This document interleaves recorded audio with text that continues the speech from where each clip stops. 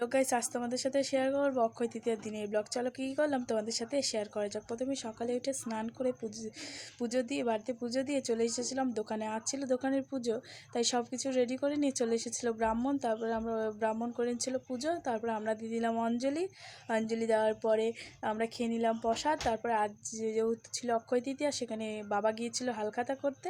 হালখাতা করে এসে দেখো কত রকমের মিষ্টি পেয়েছি। তারপরে খাওয়া দাওয়া করে দুপুরে লাঞ্চ করে নিয়ে তারপরে ছিলাম একটু ঘুমিয়ে। তারপরে আজ ছিল একটি মেহেন্দি অনুষ্ঠান, সেখানে যাওয়ার পরে তোমাদের সাথে একটু শেয়ার করলাম।